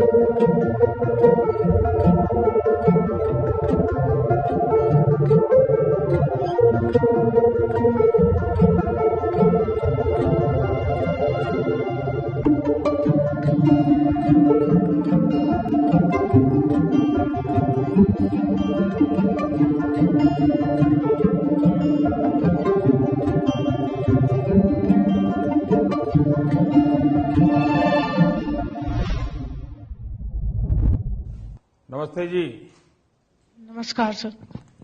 हाँ बताइए। मेरा प्रश्न यह है कि जब हम किसी प्रश्न का उत्तर याद करते हैं तो वह हमें अच्छी तरह से याद हो जाता है, लेकिन जब हम स्कूल में लिखना शुरू करते हैं तो क्वेश्चन पेपर को देखकर ही हम अचानक से सब कुछ भूल जाते हैं। सर कृपया करके यह बताइए कि ऐसा क्यों होता है। Thank you sir. आपका शुभ नाम क्या? सुहान सहगल। अच्छा सहगल जी, आप पढ़ते कहाँ हैं? Elcon International School. अच्छा, ये सवाल पहले किसी को पूछा है? नहीं सर। नहीं पूछा। मम्मी पापा को पूछा? नहीं सर। टीचर को पूछा? नहीं सर। लो बड़े कमाल के हो यार, मैं ही मिला गया तुम्हें। लेकिन आपका सवाल मैं समझता हूं ज्यादातर विद्यार्थियों के मन में रहता है। जब मैं भी तुम्हारी तरफ पढ़ता था ना, तो ये बात तो मन में रहती थी कि यार पता नहीं क्यों याद नहीं आ रहा है। देखिए, परीक्षा हॉल में जाते समय आपको अपने मन को बिल्कुल शांत करके जाना चाहिए। मैं अभी टीवी स्क्रीन पर आपको देख रहा हूं, इतना शांत आपका चेहरा है, इतने विश्वास के साथ आप बैठे हैं, मुस्कुराते भी हैं। ये जो अवस्था है ना, एग्जामिनेशन में जाए ना तब भी ऐसा ही रहिए, आपको कभी नहीं भूलेंगे। आपका मन अशांत रहेगा, चिंता में रहेगा, आप घबराए हुए रहेंगे, तो इस बात की संभावना बहुत ज्यादा होगी कि जैसे ही आप क्वेश्चन पेपर देखेंगे कुछ देर के लिए सब कुछ भूल जाएंगे। इसका सबसे अच्छा उपाय यही है कि आपको अपनी सारी टेंशन परीक्षा हॉल के बाहर छोड़कर जाना चाहिए और आपको ये भी सोचना चाहिए कि जितनी तैयारी आपको करनी थी आपने कर ली है। अब आपका फोकस प्रश्नों के अच्छे से उत्तर देने में होना चाहिए। आप इस बात से भी नहीं घबराइए कि कुछ नया आ गया तो क्या होगा, कुछ ऐसा आ गया जो आपने पढ़ा ही नहीं है तो क्या होगा। और मैं सभी को कहूंगा, परीक्षा के तनाव को कम करने के लिए बिना टेंशन लिए परीक्षा देने के लिए बहुत सारी एक्टिविटीज, बहुत सारे उपाय आपको एग्जाम वॉरियर बुक में दिए गए हैं। और अभी भी एग्जाम वॉरियर बुक को एक मैंने नया एडिशन, मुझे कोरोना में थोड़ा समय मिल गया तो मैंने इसको थोड़ा इम्प्रूवमेंट भी किया है, कुछ एडिशन भी किया है। इस बार इसमें बच्चों के लिए ही मंत्र नहीं है, बल्कि मैंने पेरेंट्स के लिए भी काफी कुछ लिखा है। कई सारी एक्टिविटीज नमो ऐप पर भी दी हुई है। आप इसमें पार्टिसिपेट करके अपने मित्रों के साथ शेयर भी कर सकते हैं। और मुझे विश्वास है, थोड़ा सा प्रयास कीजिए, मन में से निकल जाएगा और आपको पक्का फायदा होगा। और आपके साथियों, और मैं ही आपसे चाहूंगा कि आपको जब भी फायदा हो तो मुझे लिख करके दीजिए। एग्जाम वॉरियर पढ़ करके मुझे चिट्ठी लिखिए। लिखोगे ना? जी सर। वाह, शाबाश। Thank you sir. नमस्ते जी। मेरा नाम भारवी पोपट है। मैं गुजरात अहमदाबाद के ग्लोबल मिशन इंटरनेशनल स्कूल संस्कार धाम के कक्षा 11वीं कॉमर्स की छात्रा हूँ। श्रीमान, इस कोरोना काल में उद्योग, व्यापार, सरकार को भी तकलीफ आई होगी, लेकिन क्या आपने सोचा है कि विद्यार्थियों को क्या तकलीफ आई? सर, इस संकट को मैं अपने जीवन में किस रूप में याद रखूं? ऐसा लगता है कि हम छात्रों का एक साल निरर्थक हो गया हो। मेरी जगह आप होते तो क्या करते? आपका मार्गदर्शन हमें दिशा देगा। धन्यवाद। धारवी आपका छोटा भाई है? बड़ा भाई, छोटा भाई कोई है घर में? छोटी बहन है। हैं? छोटी बहन है सर। छोटी बहन है। अच्छा जी सर। छोटी बहन को ऐसे ही डांटती हो जैसे अभी कह रही थी? नहीं सर। है? ऐसे आंखें खोल करके बोल रही थी? अच्छा, साबरमती आश्रम पहले आई थी कि आज पहली बार आई? सर, फर्स्ट टाइम आई हूँ आज। फर्स्ट टाइम आई हो? कितने साल से अहमदाबाद में रह रही हो? 6 years सर। अच्छा, तो 6 साल से रह रही हो और आपको कभी मन नहीं कर गया कि भारत की आजादी का इतना महत्वपूर्ण स्थान, वहां कभी जाना चाहिए? आज तो सुबह से आ गए होंगे आप लोग? जी सर, बिल्कुल। तो आपने देखा क्या? आज सब चीजें देखी क्या? हाँ सर, देखी। मन को शांति का अनुभव हुआ? हाँ सर, बहुत शांति का अनुभव हुआ। देखिए, जाकर के अपने संस्कार धाम के दोस्तों को भी कहो कि साबरमती आश्रम जाना चाहिए, और अपने परिवार और मित्रों के भी कहो कि साबरमती आश्रम जाना चाहिए और वहां की शांति का अनुभव करना चाहिए। कुछ पल मौन वहां बैठना चाहिए। करोगे? हाँ सर। अच्छा, अब आप चलिए, आपके सवाल पर आता हूं। मैं तो एकदम से धार्मिक को उपदेश ही देने लग गया था। देखिए, आपकी बात बिल्कुल सही है। जहां तक कोरोना का प्रश्न है, मैं तो इसे इस रूप में देखता हूं कि जो गलती आपने नहीं की उसका खामियाजा आपको उठाना पड़ा। ये आपके लिए जीवन की एक सीख है कि कई बार जीवन में बहुत कुछ अचानक घटता है, अकल्पनीय घटता है, और इन घटनाओं पर आपका कोई नियंत्रण नहीं होता है। कोरोना में भी हम कह सकते हैं कि बच्चों का, युवाओं का जो नुकसान हुआ है वो बहुत बड़ा है। बचपन के लिए तो 1 साल का नुकसान बड़ी इमारत की नींव में एक खालीपन जैसा है। इस कमी को भरना आसान नहीं है।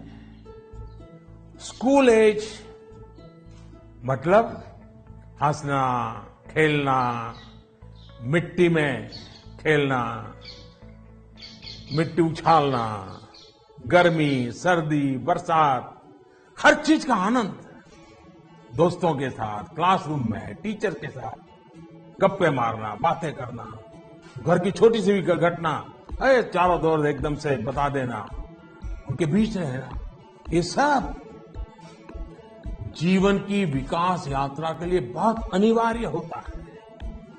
इन सब चीजों से आप सहज ही कितना कुछ सीख सकते हैं। आपको भी लगता ही होगा, कोरोना काल के पहले का समय आप याद करते होंगे तो सोचते होंगे कि कितना कुछ मिस किया है।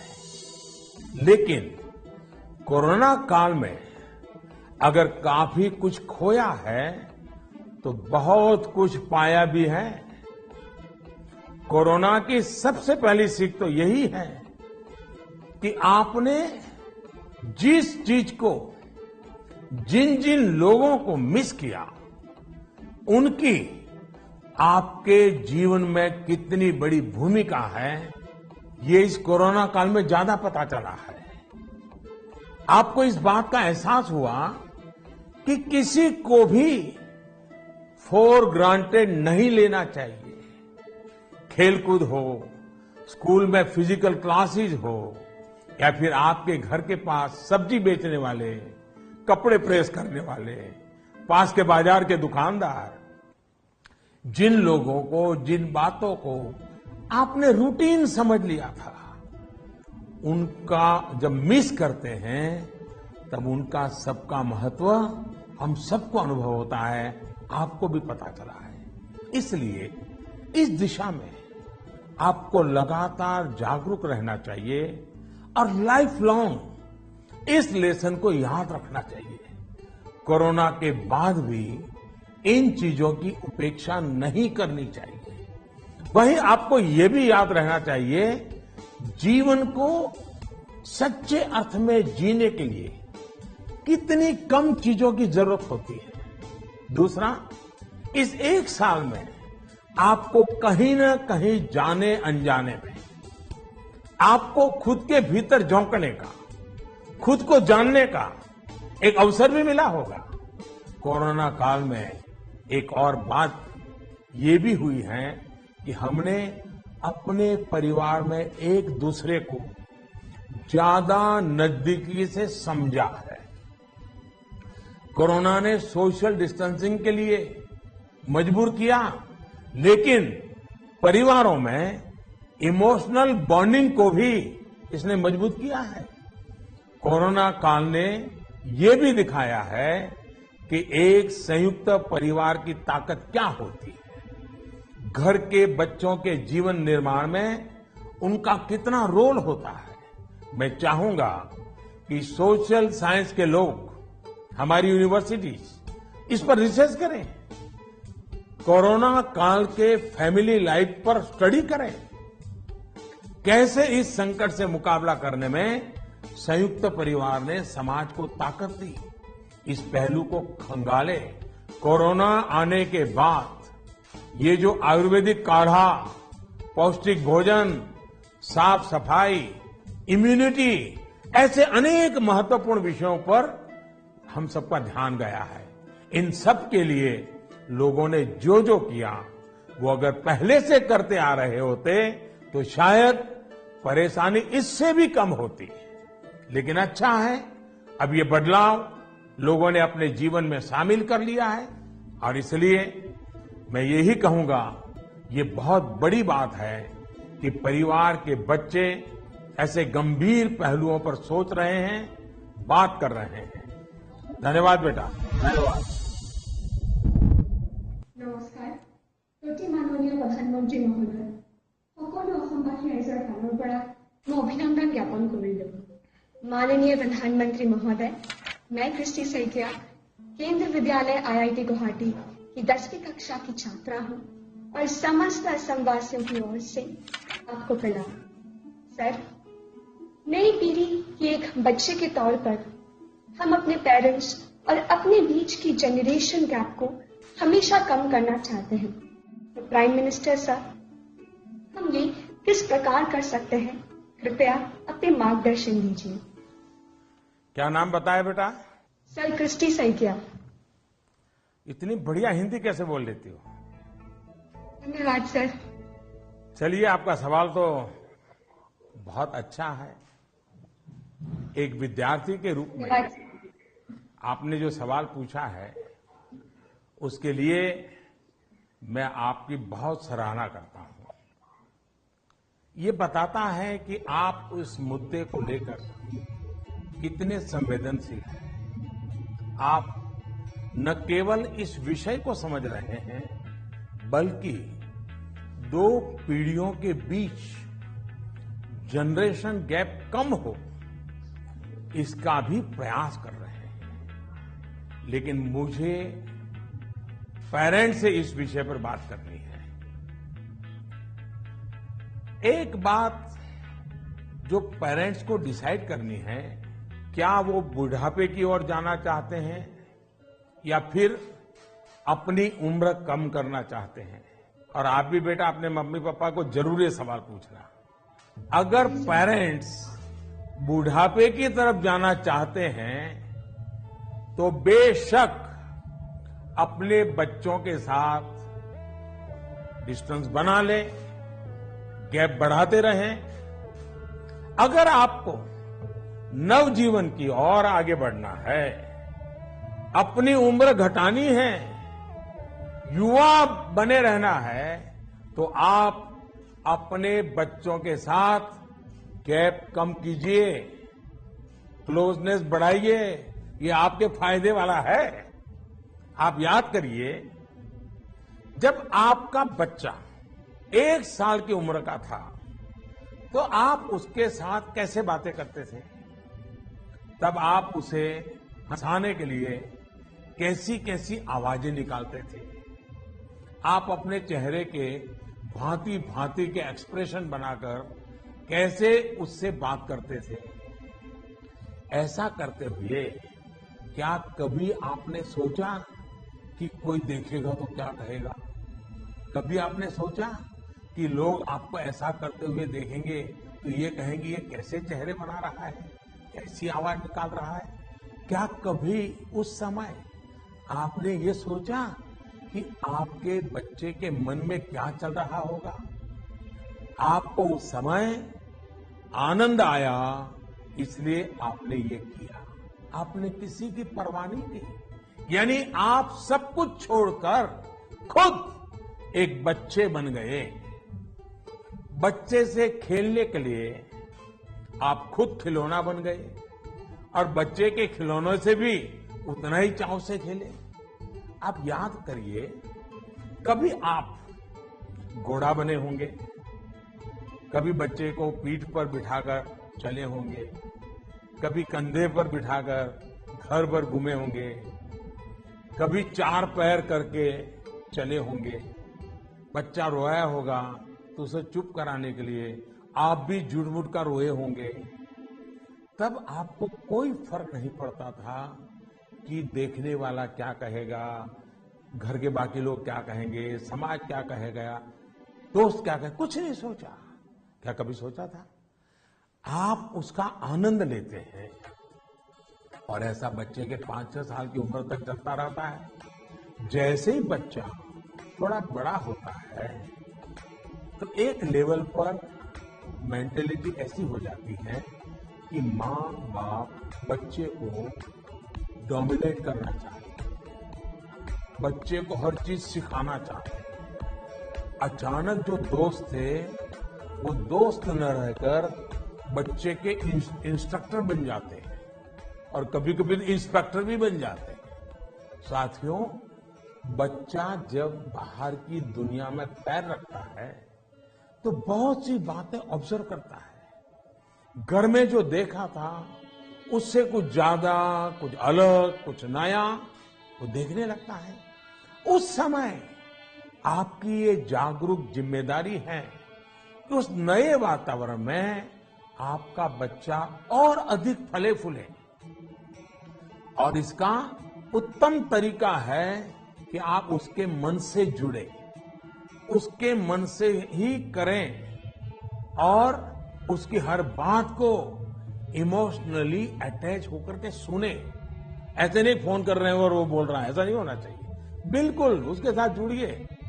आपको जो पसंद नहीं, अगर वो काम आपका बच्चा करके आया है तो उसको डांटिए मत, टोकिए मत, बस सुनते रहिए। सुनते समय उसको लगना चाहिए कि आप उसको कितना प्यार करते हैं। हाँ, लेकिन जो चीज अच्छी नहीं है उसको मन में रजिस्टर करके रखिए। और ये ग्रोइंग एज के बच्चों के लिए करना बहुत जरूरी होता है। आप जितना हो सके उसकी बात सुनिए, उसकी बात समझिए। आप इंस्ट्रक्टर बनकर उसे सुबह से शाम तक क्या करना है ये मत समझाइए। बार बार ये मत पूछिए कि मैंने ये कहा था, क्या क्या किया। बस अपनी आंखें खुली रखिए, कान खुले रखिए, उस पर ध्यान रखिए। उसमें सुधार से जुड़ी जो बातें आपने रजिस्टर की है, जो आपको ठीक नहीं लगा, उसे ठीक करने के लिए बहुत विचार करके एक एनवायरनमेंट क्रिएट करिए ताकि उसे खुद ही लगे कि वो कहाँ गलत कर रहा है। जब माँ बाप बच्चों के साथ हम उम्र बनकर ही जुड़ते हैं तो कोई इश्यू नहीं होता है। जैसे बच्चा कोई नया गाना सुन रहा है, कोई नया म्यूजिक सुनकर आनंद ले रहा है, तो आप भी उसके साथ उस आनंद में शामिल होने की कोशिश करिए। आप उसको मत कहो कि 30 साल पहले हमारे जमाने में तो वो गाना था, हम वो बजाएंगे। नहीं, ऐसा मत करो। वो जो गाना उसको पसंद है आप उससे जुड़िए, आनंद लीजिए ना। ये समझने की कोशिश तो करिए कि आखिर ऐसा क्या है उस गाने में कि आपका बच्चा उसे पसंद कर रहा है। लेकिन होता क्या है कि हम देखते हैं ठीक इसी समय कुछ माता पिता ये कहने लगते हैं कि ये क्या बेकार का गाना सुन रहे हो, असली म्यूजिक तो हमारे समय में होता था। अब तो जो बनता है वो सिर्फ शोर शराबा होता है। होता क्या है कि बच्चा आप पर आकर के आपको कोई बात बताता है। वो बताता है कि आज स्कूल में हमने ये किया, तो कहीं आप अपनी ही कहानी लेकर तो नहीं बैठ जाते हैं कि अरे ये तो ऐसे ही, क्या है, क्या नई चीज है, ये तो वैसा ही है। अपने बच्चे के साथ उसकी जनरेशन की बातों में उतनी ही दिलचस्पी दिखाइएगा, आप उसके आनंद में शामिल होंगे तो आप देखिएगा जनरेशन गैप कैसे खत्म हो जाती है। और शायद जो बात आप कहना चाह रहे हैं वो उसके समझ में भी आ जाए। और इसलिए जनरेशन गैप को कम करने के लिए बच्चों और बड़ों को एक दूसरे को समझना होगा, खुले मन से गपशप करनी होगी, खुलकर बातें करनी होगी, समझना होगा, सुनना होगा और फिर आपको बदलने की तैयारी भी रखनी होगी। चलिए, असम से इतना बढ़िया सवाल मुझे मिला, जरा मैं लंबा ही जवाब दे गया, लेकिन मुझे अच्छा लगा। बहुत बहुत धन्यवाद बेटा। धन्यवाद सर। नमस्ते सर। नमस्ते। I am Shran Roy of class 10. I study in Central Middle School, Barakpur, Kolkata. Sir, in the exam season, what scares us more is that what happens after exam. What will happen if our result does not come so good? Is failure in examination is actually the failure in our life too? अरे यार, ऐसा कैसे सोचते हो, हैं? अगर आप exam warrior किताब पढ़ते तो ये सारे सवालों के जवाब आप खुद ही लोगों को दे देते। लेकिन आपका सवाल महत्वपूर्ण है और शायद ऐसे सवाल बार बार उठते भी हैं और बार बार जवाब देने भी होते हैं। एक बार कहने से बात बनने वाली नहीं है। और मैं ये बात पूरे खुले मन से कहना चाहता हूं कि दुर्भाग्य से शिक्षा के क्षेत्र में और पारिवारिक जीवन में सोचने का दायरा इतना सिमट गया है, परीक्षा में आपके जो नंबर आए वो आपकी योग्यता का पैमाना नहीं हो सकते। भारत ही नहीं, दुनिया में आप ऐसे बहुत से सफल लोगों को देखेंगे जो क्लास में नंबरों में भले अच्छे नहीं थे, लेकिन आज वो अपनी फील्ड में सर्वश्रेष्ठ हैं। ये परीक्षा सिर्फ एक पड़ाव है। इस परीक्षा में नंबर कम आने का मतलब ये नहीं होना चाहिए कि आपके जीवन में बहुत बड़ा नुकसान हो गया। हाँ, भविष्य में आपको जिस एक चीज से आपको बचकर रहना चाहिए उसके बारे में मैं आपको जरूर बताऊंगा। एक नई तरह की कुरीति आ रही है समाज में, जिसे हम डेस्टिनेशन फीवर कह सकते हैं। मतलब दूसरे अगर किसी एक डेस्टिनेशन पर हैं तो उन्हें देखकर अपना डायरेक्शन तय करना। आपका कोई रिश्तेदार कहीं जाकर सफल हुआ, आपको लगता है वहां जाकर आप भी सफल हो जाएंगे। कोई असफल हुआ तो आपको लगता है हम भी उसी फील्ड में गए तो असफल हो जाएंगे। हमें लगता है वो स्टूडेंट इस दिशा में गया, इस क्षेत्र में गया, ये बना, उस क्षेत्र में उसने ये नाम कमाया, तो हम भी वही करेंगे, तभी हमारा जीवन सफल होगा। ये सोच सही नहीं है दोस्तों। इसी सोच का परिणाम है कि बहुत से स्टूडेंट्स इतने तनाव में जी रहे हैं। आप जो पढ़ते हैं वो आपके जीवन की सफलता और विफलता का पैमाना सिर्फ यही एकमात्र नहीं हो सकता। आप जो जीवन में करेंगे वो आपकी सफलता और असफलता को तय करेंगे। आप लोगों के प्रेशर, सोसाइटी के प्रेशर, माता पिता के प्रेशर, इन सब से बाहर निकलिए। हमें पोटेंशियल को जानने के लिए मैदान में कूदना ही पड़ता है। मुझे लगता है कि आपको अपना जवाब मिल गया। साथियों, मुझे बहुत अच्छा लगा आप सबसे वर्चुअली मिलने का मुझे मौका मिला। मैं आप सबका बहुत बहुत धन्यवाद करता हूं। वाकई मुझे बहुत आनंद आया।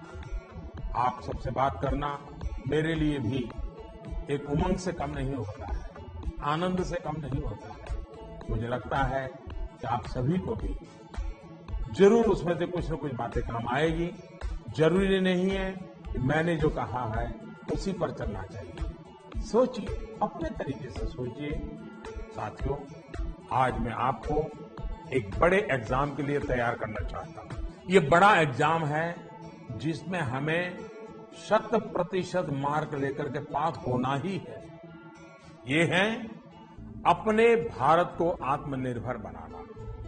ये है वोकल फॉर लोकल को जीवन मंत्र बनाना। मेरा एक आग्रह है, जब आपकी बोर्ड परीक्षाएं समाप्त हो जाएं, तो परिवार के लोगों के साथ मिलकर एक लिस्ट बनाएं। सुबह से लेकर रात तक आप जिन चीजों का उपयोग कर रहे हैं, उनमें से कितनी चीजें विदेशी धरती पर बनी हैं और कितनी चीजों में भारत मां की मिट्टी की सुगंध है, कितनी चीजें किसी देशवासी की मेहनत से बनी है। इसके अलावा एग्जाम के बाद के लिए एक टास्क आपको देना चाहता हूं। आप सब जानते हैं कि हमारा देश आजादी के 75 साल के उपलक्ष्य में आजादी का अमृत महोत्सव मना रहा है। अमृत महोत्सव में हमारे स्वाधीनता सेनानियों के बारे में आप सब लोग जानें, आजादी की लड़ाई के बारे में जानें। इसके लिए देश ने एक अभियान शुरू किया है। आपको इस अभियान से जुड़ना है।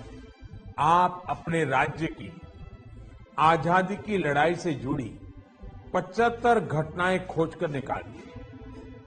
ये किसी व्यक्ति के संघर्ष में जुड़ी हो सकती है, किसी क्रांतिवीर से जुड़ी हो सकती है, इन घटनाओं को आप अपनी मातृभाषा में विस्तार से लिखिए। इसके अलावा हिंदी, इंग्लिश में लिख सके तो भी अच्छा होगा। आप इसको साल भर का प्रोजेक्ट बनाइए और डिजिटल तरीके से इसे कैसे करें, इसके लिए अपने टीचर से भी गाइडेंस लीजिए। आप अपने टीचर से बात करिए, अपने पेरेंट्स से, दादा दादी से बात करिए। आप क्या कर सकते हैं, इस पर चर्चा करिए। साथियों, गुरुदेव रविंद्रनाथ टैगोर ने लिखा है, मैंने स्वप्न देखा कि जीवन आनंद है। मैं जागा और पाया कि जीवन सेवा है। मैंने सेवा की और पाया कि सेवा में ही आनंद है। आप खुद भी देखिए, जब हमारी इच्छाएं, हमारे लक्ष्य देश की सेवा से जुड़ जाते हैं तो हम करोड़ों जीवनों से जुड़ जाते हैं। इसलिए बड़े सपने रखने हैं, देश के लिए सोचना है। मुझे पूरा भरोसा है आप ये एग्जाम बहुत अच्छे मार्क्स से पास करेंगे। उसके बाद जीवन में बहुत आगे जाएंगे। इसलिए खूब पढ़िए, खूब खेलिए, खूब मस्ती करिए। रिजल्ट के बाद मुझे अपने संदेश भी जरूर भेजिएगा, मुझे इंतजार रहेगा। इन्हीं शुभकामनाओं के साथ सभी मेरे युवा साथियों का, नन्हे नन्हे दोस्तों का बहुत बहुत धन्यवाद। अनेक अनेक शुभकामनाएं।